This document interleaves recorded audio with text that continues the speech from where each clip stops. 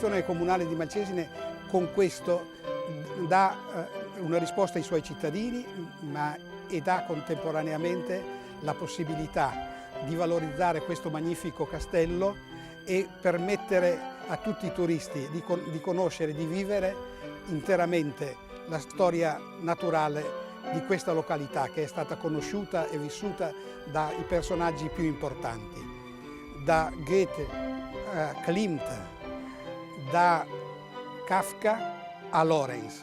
L'attrazione verso queste bellezze, soprattutto questo castello che ha avuto nei confronti di questi grandi personaggi della storia della letteratura, portano attualmente ancora a dover valorizzare tutta questa grande storia del nostro paese.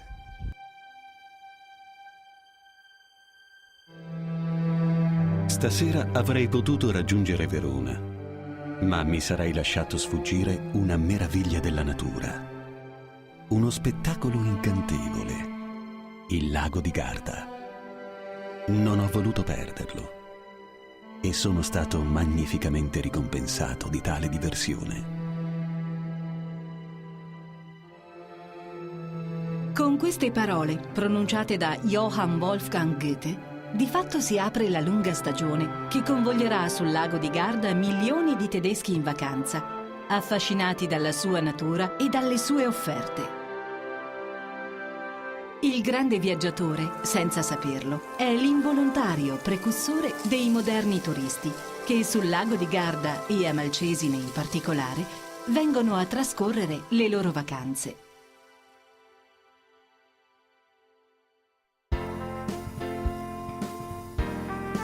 La cittadina, o meglio il suo antico borgo, dall'intatto magico fascino di un tempo, ancora con i suoi originari vicoli.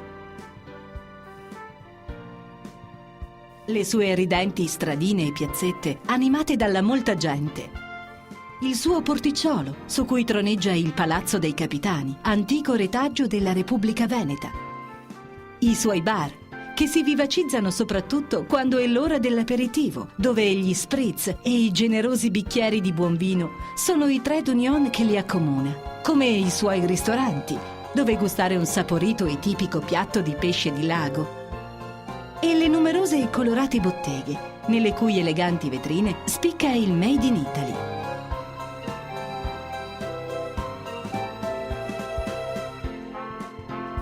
Tutto ciò è raccolto ancora attorno alla rocca su cui troneggia da 1 migliaio d'anni il Castello Scaligero, quasi fosse tuttora a guardia della laboriosa gente che vi vive e lavora. Entrando, troviamo subito sulla nostra sinistra il Museo Scaligero di Storia Naturale, che ha mandato in pensione il preesistente per rifarsi il look. Il museo attuale è nato circa 30 anni fa ed è costituito per la maggior parte di fotografie e animali imbalsamati, quindi c'era l'esigenza di rinnovarlo. È nata così l'idea di fare un nuovo museo, un museo multimediale, che ha lo scopo soprattutto di conservare filmati storici e naturalistici del nostro paese e della nostra montagna. Il nuovo museo, infatti, si ripropone in una veste moderna, dove gli effetti multimediali, i suoni, i profumi coinvolgono i visitatori, sorprendendoli di continuo e offrendo loro sensazioni mai provate, lungo l'interessante percorso che svela le molteplici realtà dell'habitat tutt'intorno.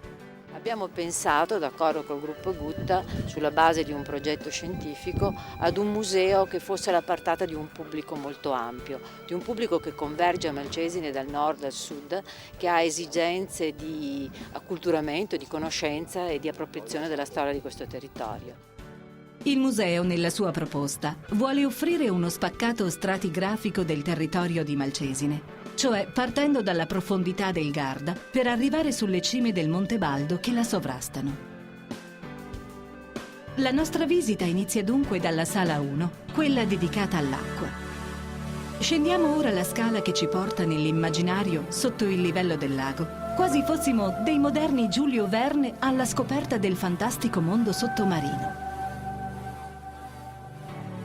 L'emozione che ci prende è subito forte, perché alzando la testa verso la volta si ha realmente la sensazione di trovarsi immersi nella profondità del lago in compagnia delle numerose specie di pesci che vi abitano, mentre il rumore e lo spostamento d'acqua, prodotti da un motoscafo o da un semplice nuotatore, come quello di una rete da pesca tirata su, fanno comprendere come si può alterare la quiete che vi regna. Abbiamo detto che questo è un museo stratigrafico e dunque eccoci nella sala delle ere geologiche.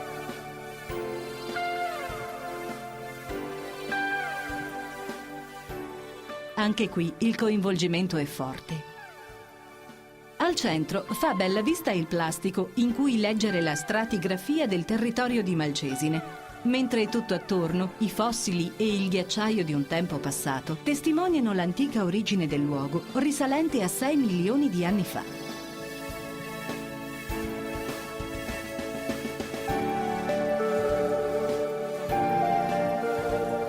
Proseguendo oltre, troviamo la sala dedicata alla stratigrafia delle acque del lago, in cui si ammirano una trentina di specie di pesci, abitanti delle diverse profondità.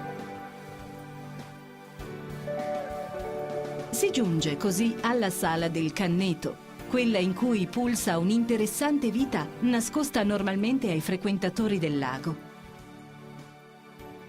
Qui è mostrata la ricchezza della fauna di cui il Garda è ricco e le diverse specie presenti ne sono la testimonianza.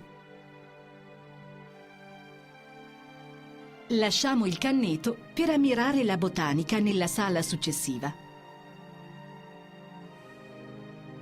Qui la curiosità è soddisfatta da un modellino in cui si ammira la ricca flora del Monte Baldo, allocata alle diverse altitudini, dove trova il suo habitat naturale.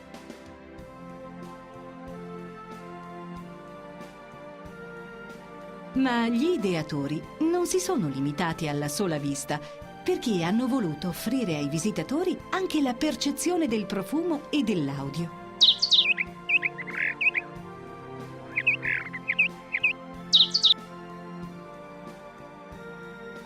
Proseguendo nel nostro giro, incontriamo quei personaggi che hanno studiato e amato il lago di Garda, ascoltando fuori campo la voce narrante che ne legge i pensieri e gli scritti, quasi costoro fossero lì a raccontare.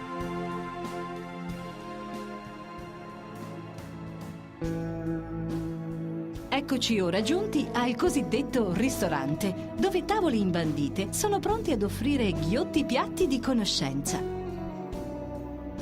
I piatti che troneggiano su ciascuna delle tavole altro non sono che monitor in cui si possono approfondire le tematiche del museo. Sulla parete spicca un grande pannello in cui si vede il lago, mentre un vetro sovrapposto mostra i diversi venti che vi soffiano per la gioia dei velisti.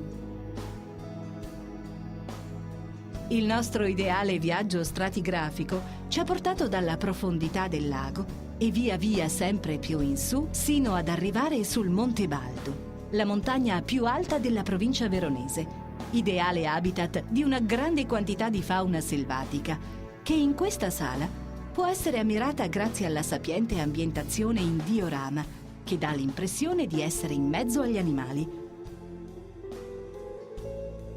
Eccoci giunti nell'ultima sala, quella dedicata alle realizzazioni dell'uomo, quella che offre la percezione di quanto sia stato l'impegno per migliorare sempre più la vita di chi vi abita e di chi vi giunge per passare piacevoli momenti di relax, quella che anche indica quale sarà il futuro di Malcesine, un futuro, ne siamo sicuri, sempre migliore.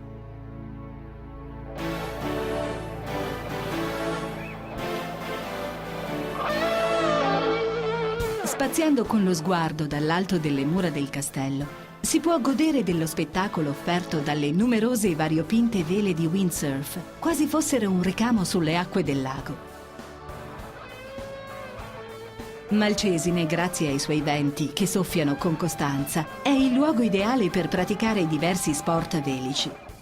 Le sue acque, infatti, sono spesso il campo di gare per regate di alto livello mondiale.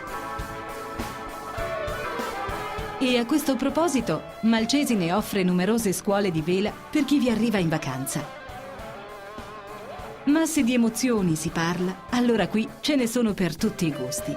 Per chi ama gli sport estremi, i più spericolati trovano pane per i loro denti praticando il kitesurfing, quello sport arrivato direttamente dalle lontane isole Hawaii e che a Malcesine ha trovato la sua location ideale in Europa, la cui componente è un buon surf ed un buon aquilone e poi tanta voglia di volare.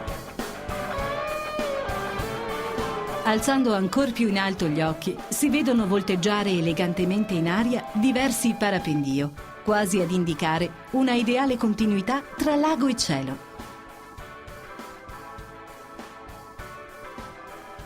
Per chi ama fare passeggiate, può scegliere tra i numerosi sentieri di trekking e biking che percorrono il Parco Naturale del Baldo. Malcesine, la perla del Garda, è il luogo ideale dove rigenerarsi dalle fatiche cittadine, per essere ancora una volta pronti ad affrontare nuove sfide con un rinnovato entusiasmo. Ma Malcesine, non dimentichiamo, è anche il luogo dove trovare la cordialità e l'ospitalità della sua gente, pronta, come sempre, ad accogliere l'ospite con la proverbiale amicizia che la contraddistingue. A questo punto, non ci resta che dire: Malcesine, val bene una vacanza.